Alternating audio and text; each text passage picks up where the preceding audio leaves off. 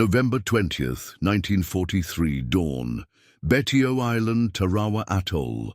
The Pacific horizon burns crimson and gold, a painter's dream stretched across endless water. But the young Marines aboard the landing craft see no beauty in it. They see only the thin black line growing larger, a necklace of coconut palms, barely visible above the coral reef. 300 acres of sand and concrete that will determine whether they live to see another sunrise. The air tastes of salt and diesel fuel. The engine's rhythm pounds beneath their boots like a mechanical heartbeat, drowning out the sound of their own. Private First Class William Kelleher grips his M1 Garand so tightly his knuckles have gone white. He is 19 years old. He has never killed a man. In 4 hours, he will understand that hell is not a theological concept, but a geographic location. Measured in yards of coral and blood, the naval bombardment has been thundering for hours. 3,000 tons of high-explosive raining down on an island smaller than a Kansas farm. The battleships Maryland and Colorado hurl 16-inch shells that could pierce a mountain. The concussion ripples across the water, slapping the landing craft like an angry hand. Kelleher watches the island disappear behind towers of smoke and flame. Surely nothing could survive such fury. Surely the Japanese defenders are already dead, buried beneath the rubble of their own fortifications. This is what the officers said during the briefing. This is what every Marine aboard these Higgins boats wants to believe. But belief, like innocence, is about to become a casualty, Operation Galvanic. The name sounds almost festive, as if the military planners were describing a carnival rather than an invasion. It is America's first major offensive in the Central Pacific, a battering ram aimed at the heart of Japan's island fortress system. Tarawa Atoll, specifically its fortress island of Betio, guards the approaches to the Marshall Islands. Take Tarawa and the road to Tokyo opens wider. Fail here, and the entire Central Pacific strategy collapses before it truly begins. The stakes are absolute. The planning has been meticulous. Major General Julian C. Smith commands the 2nd Marine Division, 18,000 men trained to break through fortified positions. Naval Rear Admiral Richmond Kelly Turner oversees the fleet, 35 ships carrying the weight of American industrial might. They have studied intelligence reports, examined aerial photographs, calculated tide tables. They believe they understand what awaits them. They understand nothing. The Japanese have been preparing Betio for 18 months. Rear Admiral Keiji Shibasaki commands the garrison. 4,800 men, mostly from the elite Special Naval Landing Forces, the Rikusentai, Japan's equivalent of the Marines. They are not the half-starved garrison troops of Guadalcanal. They are professional soldiers, well-fed, well-armed, fanatics who have sworn to defend every grain of sand with their lives. Shibasaki has boasted that 1 million men could not take Tarawa in 100 years. His confidence is not empty rhetoric. He has transformed Betio into a masterwork of defensive engineering. 14 coastal defense guns, including 4 massive 8-inch naval rifles recovered from British Singapore, 40 artillery pieces, 31 tanks, 500 pillboxes constructed from steel-reinforced concrete, coconut logs, and coral rock, each one a miniature fortress with interlocking fields of fire. Machine gun positions every 50 yards, trenches connecting every position, seawalls 5 feet high, running the length of the beaches. Barbed wire in layers, some of it underwater, invisible until men impale themselves upon it. And beneath it all, the coral. Not sand, but razor-sharp fossil limestone that will shred landing craft hulls and human flesh with equal indifference. The Japanese have studied American tactics at Guadalcanal. They know the Marines will come in waves. They have prepared to receive them, but there is one factor neither side has adequately considered. The tide, the neap tide. Intelligence reports suggested 5 feet of water over the reef at high tide, enough for Higgins boats to cross and deliver Marines directly to the beach. But November's astronomical alignment has created a neap tide, a shallow tide, perhaps 3 feet of water over the reef. Perhaps less. No one knows for certain. The Higgins boats draw 4 feet. They will not make it across. The LVTs, landing vehicle tracked, the new amphibious tractors, can cross the reef, but there are only 75 of them, enough for the first 3 assault waves. After that, Marines will have to wade 700 yards. 700 yards of waist-deep water, weighted down with 60 pounds of equipment, walking into interlocking machine gun fire. It will be a slaughter, but the operation cannot be postponed. The timetable is fixed. The fleet is committed. At 08:25 hours, the first wave hits the reef. The LVTs grind across the coral, their tracks churning water and shell fragments. Japanese shells begin landing among them. A direct hit transforms an LVT into a bonfire, 20 Marines cremated instantly. Another takes a shell through the side, sea water and blood mixing as it sinks. But most make it through. They crawl up onto the beach, ramps dropping, men pouring out into a hurricane of fire. Private First Class Kelleher stumbles into knee-deep water. His squad leader explodes before taking 3 steps, hit by a shell that leaves nothing recognizable. Kelleher runs. There is nowhere to run to except forward. The seawall is 50 yards away. He does not remember crossing that distance. His mind simply stops recording. When awareness returns, he is pressed against concrete and coconut logs, 8 other Marines beside him, all breathing like drowning men. The beach behind them is carpeted with bodies. The LVTs are burning, and more boats are coming. The second wave approaches the reef. The Higgins boats cannot cross. Coxswains drop the ramps 500 yards from shore. Marines step out into chest-deep water. Immediately the machine guns find them, then drop like wheat before a scythe. The water turns red. Those who survive begin the long walk, holding rifles above their heads, moving in slow motion, gravity and water resistance making every step a Herculean effort. Japanese gunners do not miss at this range. Every burst finds flesh. A Marine is hit in the stomach, doubles over, tries to hold his intestines inside. He takes 2 more steps and disappears beneath the surface. Another loses his legs to a shell burst, the water around him frothing crimson. He floats for a moment, confused, then slides under. The survivors keep walking. There is no choice but to walk. Behind them, more boats arrive. More ramps drop. More men step into the killing zone.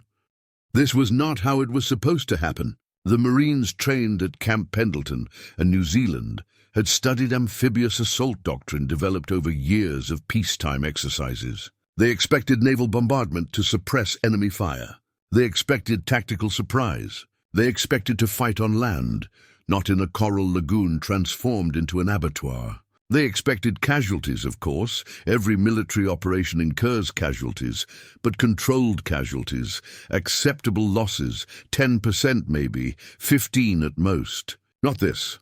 Not half the battalion cut down before reaching the beach. Not stacks of corpses floating in the shallows, bumping against the reef like driftwood. The doctrine made no provision for this. The training manuals offered no solution. The Marines are learning, in the most visceral way possible, that doctrine is written by men who survive battles, not by those who die in them.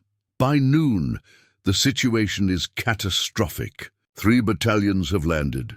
2 are pinned on the beach, unable to advance more than 30 yards inland. The third, landing on the western tip of the island, a section designated Red Beach 1, has managed to push 300 yards forward.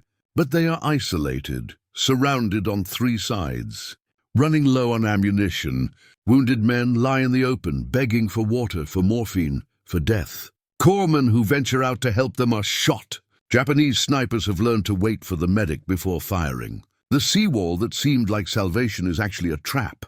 It provides cover from frontal fire, but none from the artillery and mortars raining down from inland positions. Marines huddle against it, paralyzed, watching their friends die, unable to move forward or retreat. Some of them weep, some pray, some simply stare, their minds already gone to whatever place men's minds go when reality becomes unendurable.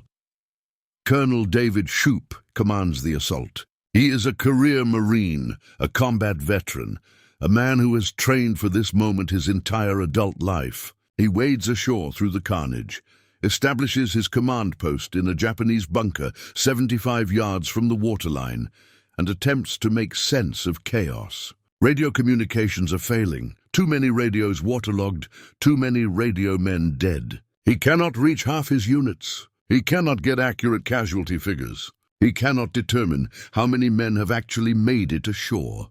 But he can see the tide of wounded flowing back toward the reef, and he can count the burning LVTs, and he can do the arithmetic. The operation is failing. Without reinforcements, without resupply, the Marines on Betio will be annihilated by nightfall. But there is nowhere to send reinforcements. The reserve battalion is still offshore, circling in Higgins' boats, waiting for orders. Shoup orders them in. They hit the reef at low tide, the worst possible moment. The coxswains drop ramps in 4 feet of water, 600 yards from shore. The Marines step out. The slaughter resumes. Japanese gunners have had hours to refine their aim, to calculate precise deflection angles, to coordinate their fire. They pour bullets into the water with mechanical efficiency. Marines drop by the dozens. Some are hit 5, 6, 7 times before they fall.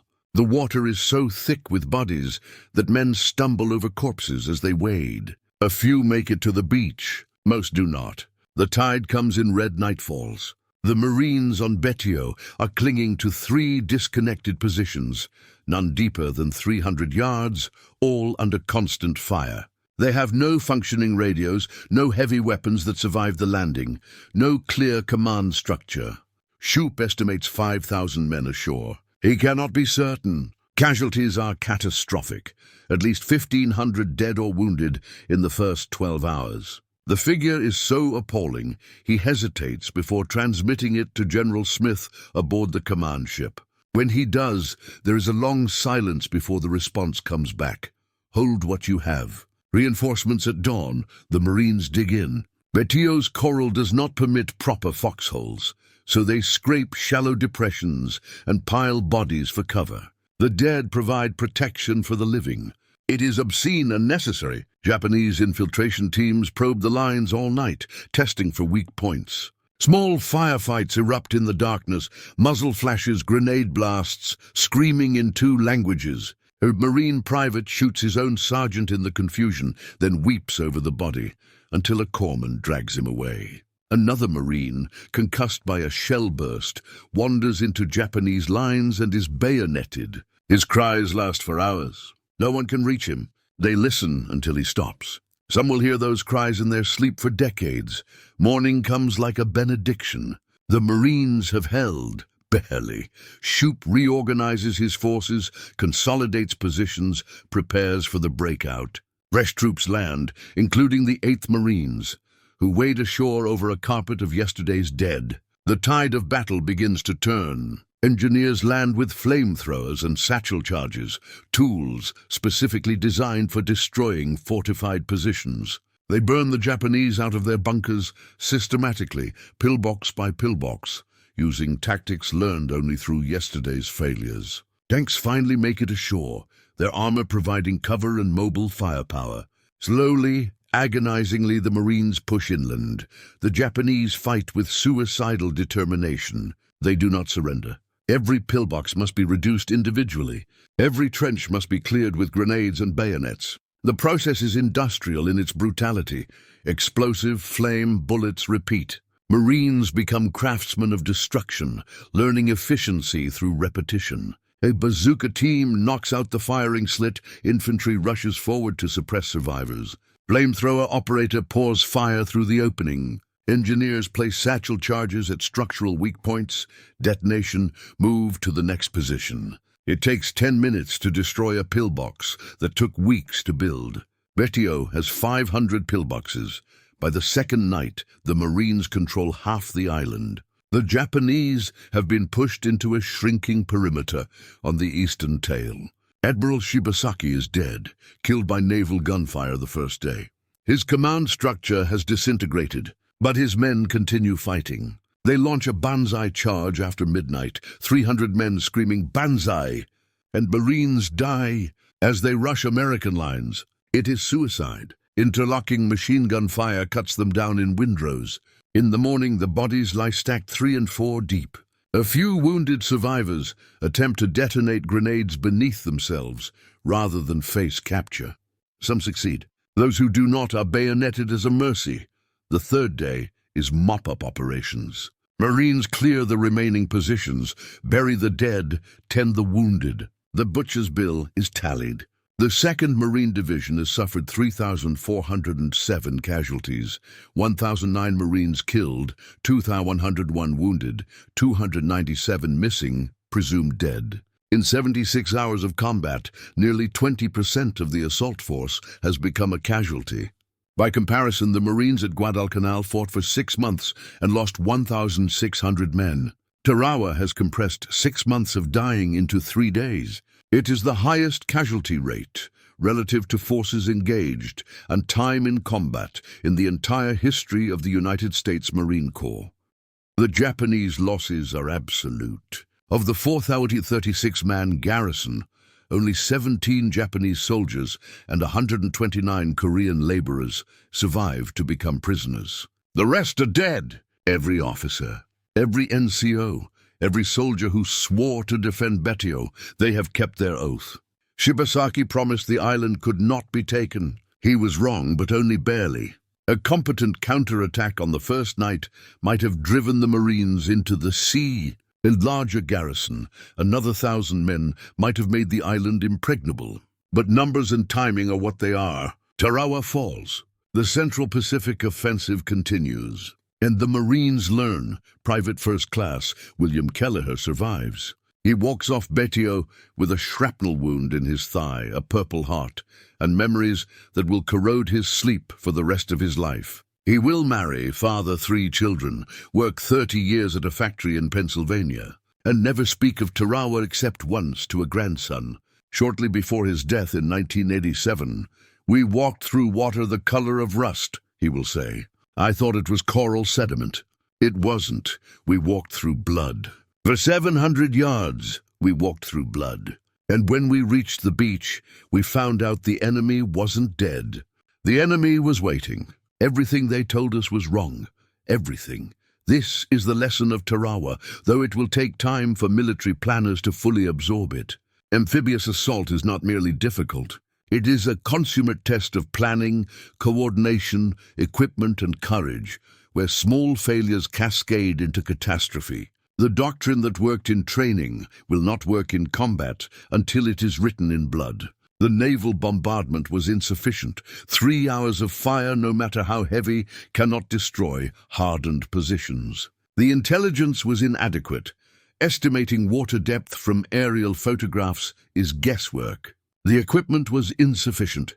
Higgins boats cannot cross reefs. The timetable was inflexible. Operations cannot be postponed simply because conditions are not optimal. Each of these failures, individually survivable, combined to create the killing ground at Betio. But the Marines learn.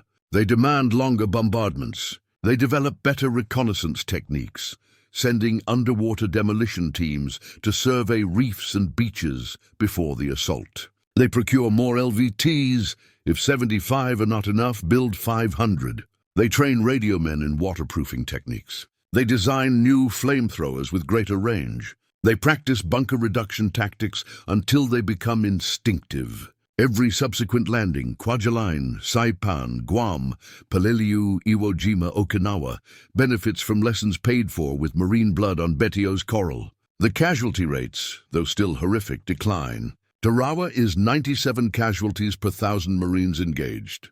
Kwajalein is 20.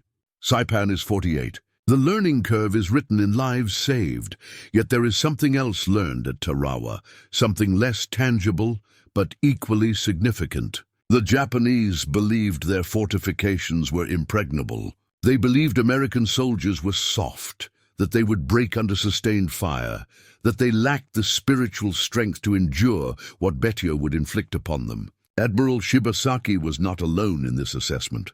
The Imperial Japanese military doctrine, shaped by victories in China and Malaya, presumed Western forces would crumble when faced with fanatical resistance. Betio was designed to confirm this presumption. Instead, it shattered it. The Marines did not break. They waded through hell and kept walking. They watched friends torn apart and kept fighting. They ran out of ammunition and fixed bayonets. They ran out of grenades and threw rocks. They ran out of courage and discovered reserves they did not know existed. This was not Bushido, the way of the warrior that Japanese doctrine celebrated. This was something different. A democracy's soldiers, citizen warriors who chose to fight not because an emperor commanded it, but because their brothers beside them depended on it. They fought for each other. They fought because retreating into that lagoon meant certain death, so the only option was forward. They fought because Americans, for all their softness and materialism and love of comfort, possess a stubborn refusal to quit that no military doctrine can adequately quantify. The Japanese learned this at Tarawa. They learned that fortifications, no matter how formidable, could be reduced. They learned that American industrial capacity was not merely superior, but overwhelming. The ships, the planes, the ammunition, the replacement troops arriving endlessly. They learned that killing Marines was possible, but defeating them was not. This knowledge spread through the imperial military, a dark revelation that the war they had started could not be won through defensive attrition. If Tarawa could not hold, what island could? The answer was none. And yet they kept fighting, building more fortifications, training more garrison troops, preparing more killing grounds. Because retreat and surrender were culturally impossible, there is a photograph taken on the 4th day after the fighting ended. It shows the beach at low tide. The bodies have been collected, but the debris remains: shattered landing craft, burned out LVTs, equipment scattered like trash. The sand is dark, stained with oil and blood, and the powdered coral kicked up by explosions. A single Marine walks through this landscape, rifle slung, helmet pushed back, his face expressionless. He is not posing. He's simply walking, one foot in front of the other, moving forward, because that is what Marines do. Behind him, the coconut palms are shattered stumps. The bunkers are smoking ruins. The island that Admiral Shibasaki swore could not be taken in 100 years has fallen in 76 hours. The photograph will appear in Life magazine, though the censors will crop out the worst of the carnage. The American public will see victory. They will not see the cost, but the men who fought at Tarawa know the cost. They carry it in shrapnel scars and missing limbs, and the sudden flinches at loud noises. They carry it in the way they cannot swim in the ocean anymore, cannot tolerate the smell of diesel fuel, cannot watch war movies without leaving the theater. They carry it in the names they whisper in their sleep, the friends who walked into that lagoon and never walked out. Private First Class Kelleher carries it until 1987, when a heart attack claims him at 63. His widow will find, among his effects, a small piece of coral he kept in a drawer, wrapped in cloth, never displayed. She will not know what it means. She will throw it away. The coral will return to meaninglessness. But Betio remembers. The island remembers in the rusted metal still embedded in its soil, in the bunkers that remain standing 70 years later, in the bones that surface after storms. The lagoon remembers in the wreckage littering its floor, landing craft and ammunition, and the skeletons of men who never made it to shore. The water remembers the blood it absorbed, the screams it witnessed, the young men who walked into its embrace and never returned, and the Marine Corps remembers. Tarawa becomes a touchstone, a reference point, the operation that every subsequent landing is measured against. Remember Tarawa becomes a rallying cry and a warning. Remember that amphibious assault is possible, but never easy. Remember that fortifications can be overcome, but at terrible cost. Remember that courage is not the absence of fear, but the decision to move forward despite it. Remember that the Marines who walked into that lagoon did so not because they were unafraid, but because their duty demanded it. Remember that freedom is purchased with blood, that democracy is defended by those willing to die for it, and that the price is always higher than planners estimate. The strategic value of Tarawa is debated for years. Some argue the island could have been bypassed, isolated, allowed to wither without direct assault. The Gilbert Islands, of which Tarawa is part, are not essential to the advance across the Pacific. The Marshalls and Marianas, which come next, provide better staging areas for the eventual invasion of Japan. Was Betio worth 3,400 American casualties? The question is unanswerable. It assumes alternative histories, unknowable outcomes. What is known is this: Tarawa demonstrated that no Japanese fortification, however strong, could withstand sustained American assault. It provided tactical lessons that saved lives in later operations, and it sent a message to the imperial military that their defensive strategy was doomed. But there is another value, less quantifiable, but perhaps more significant. Tarawa forged the 2nd Marine Division into a weapon unlike any in military history. The men who survived that reef crossing, who clawed their way inland 1 yard at a time, who learned bunker reduction through trial and error under fire, those men became the instructors who trained the next wave and the next. They carried forward the institutional knowledge of how to take a fortified island. They embodied the ethos that Marines do not retreat, do not surrender, do not fail. This ethos, purchased with blood on Betio's coral, would carry the Corps through 2 more years of island warfare and into the battles yet to come. There is a cemetery on Betio now, well maintained, the graves marked with white crosses. Tourists visit occasionally, though the island remains remote, difficult to reach, largely unchanged from 1943. The bunkers are still there, concrete and coconut logs defying decay. The reef is still there, coral that cut through landing craft hulls and human flesh alike. And the lagoon is still there, its waters clear and blue and innocent, as if November 1943 never happened. But it did happen. The dead are witnesses. The survivors are witnesses. History is a witness. Private First Class William Kelleher, walking through blood-red water, his rifle held high. Japanese bullets snapping past his ears, 700 yards that might as well be 7,000. He is the symbol, not of victory, because victory is too clean a word for what happened at Tarawa. Not of heroism, because heroism implies choice, and Kelleher had no choice but to walk or die. He is the symbol of endurance, of ordinary men asked to do impossible things and somehow impossibly doing them. Of democracy's soldiers who fight not because they love war, but because they love what is behind them more than they fear what is ahead. This is the truth Tarawa reveals, written in coral and blood and the bodies of young men who will never grow old.